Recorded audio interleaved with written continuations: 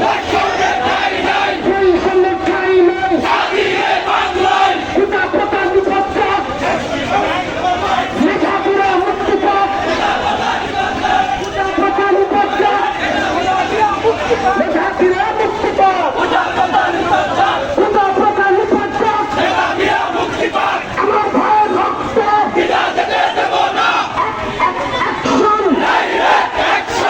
হাসিনার বিরুদ্ধে, হাসিনার বিরুদ্ধে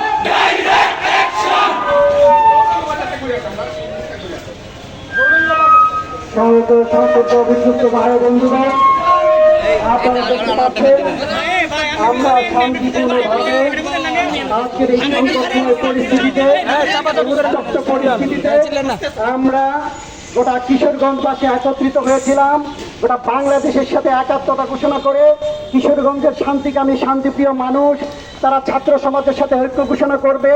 কিন্তু আমরা সরকারের নির্দেশে প্রশাসনকে যে নির্দেশ দেওয়া হয়েছে তাতে করে আজকে মিছিল করার কোনো অনুমতি দেওয়া হয় নাই। আমরা মিছিল করতে পারি, আমাদের হাতে যে জনবল রয়েছে, কিন্তু এই শহরে সংকট তৈরি হবে, সংঘাত তৈরি হবে, এটা আমরা চাই না। শহরকে শান্তিপূর্ণ রাখতে চাই, যে কোনো সংঘাত সংকটের ঊর্ধ্বে রাখতে চাই। অতএব আমরা আজকে রাজপথে দীর্ঘ সময় প্রশাসনের মাধ্যমে গোটা বাংলাদেশবাসীকে, গোটা বিশ্ববাসীকে জানিয়ে দিয়েছি, ওই বৈষম্য কিশোরগঞ্জের মানুষ মানে না। ওই খুনের রক্ত ভিজে যেতে দেব না।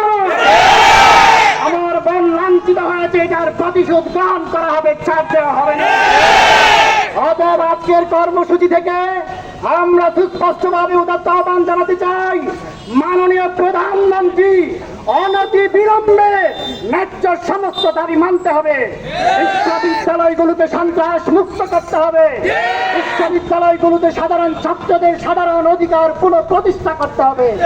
বিশ্ববিদ্যালয়গুলোকে খুলে দিতে হবে।